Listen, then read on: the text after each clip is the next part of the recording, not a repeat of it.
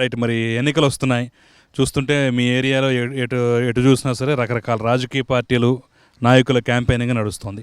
మరి ఇవన్నీ చూస్తున్నారు కదా, మరి మీ అభిప్రాయం ఏంటి? ఈసారి ఎవరు కోటేద్దాం అనుకుంటున్నారు మీరు? అన్న ఫస్ట్ పాయింట్ ఏంటంటే దర్శికి మనకి టికెట్ అనేది జనసేనకి అనేది కన్ఫామ్ చేశారు. అది పరిస్థితుల వల్ల కొద్దిగా కూటమిగా టీడీపీకి ఇచ్చారు. ఇక్కడ దర్శిలో వచ్చేసిందంటే మొట్టమొదటిగా అటు ఆపోజిట్ వైసీపీ, ఇటు పోతే టీడీపీ కూటమి అభ్యర్థిగా. ఇక్కడ జనాలు ఎలా ఉన్నారంటే ఎవరు బయటికి చెప్పరన్న. మొన్న రీసెంట్గా మున్సిపాలిటీ ఎలక్షన్ ఇది జరిగింది. అది ఎలాగంటే ఇప్పుడు జనాలు ఏంటంటే బయటికి చూస్తే వీళ్ళని ఏమైనా ఇబ్బంది పెడతారేమని ఆపోజిట్ పార్టీ వాళ్ళు ఓటింగ్ అనేది లోపలికి పోయి ఎలక్షన్లో తర్వాత రిజల్ట్ అనేది వేరే విధంగా వచ్చింది అన్న. 2 రకాలుగా ఉంది ఇక్కడ ఎలక్షన్లో. బయటకు ఒక రకంగా ఉండిద్ది, లోపలికి పోయి వచ్చాక ఇంకో రకంగా ఉండిద్ది. పోనీ మీ అభిప్రాయం చెప్పండి, మీరు ఎవరు కోటేస్తారో చెప్పండి. మీరు అభిప్రాయం ఏందన్నా, చదువుకున్నాడు ఎవడు వైసీపీ కోటాడు కాబట్టి నో ఆప్షన్, ఖచ్చితంగా కూటమికే వేయాలి. అసలు కూటమికి ఇంకా కంపల్సరీ అది దాంట్లో డౌటే లేదు. నేననేది ఎందుకు చదువుకున్నాడు ఎందుకు వేయడంటే మెయిన్ గంజాయి సాగు అనేది రేపు దర్శకు కూడా వస్తుంది. అది ఆల్రెడీ వచ్చింది. ఆటో నగర్ కూడా రీసెంట్గా అంతా ఏరియా మొత్తం కవరప్ చేశారు. ఒక జగన్ గంజాయి అనేది ఇచ్చలవిడిగా ఏపీలో ఉన్న 26 జిల్లాల్లో సాగుతుంది. అది అందుకని చదువుకున్న యువత ఈసారి ఏంటంటే జగన్ గనక ఓటేస్తే గంజాయి అనేది ప్రతి ఒక్కళ్ళు మత్తులోకి వెళ్ళిపోద్ది. అది అందుకని చదువుకున్నోడు ఎవరు వైసీపీ కోటే అనేది దాని అర్థం. అది ఇక్కడ ఇద్దరున్నారు ప్రస్తుతం. దర్శి విషయానికి వస్తే ఒక పక్క వైసీపీ నుంచి బూచేపల్లి శివప్రసాద్ రెడ్డి, ఒక పక్క డాక్టర్ గొట్టిపాటి లక్ష్మి. సో వీళ్ళిద్దరిని పోల్చాలంటే చూస్తే సరే మీరు అలాగే కూటమికి వేస్తానన్నారు, బట్ ఇద్దరు మనుషులుగా, ఇద్దరు క్యాండిడేట్లుగా చూస్తే ఎవరి వ్యక్తిత్వం బెటర్గా ఉంది, ఎవరు ప్రజలకు సేవ చేస్తారనుకుంటున్నారు?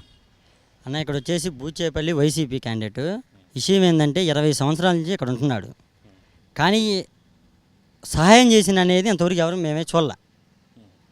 ఇప్పుడు టీడీపీ అభ్యర్థిగా ఇటు గొట్టిపాటి లక్ష్మి, కడియాల.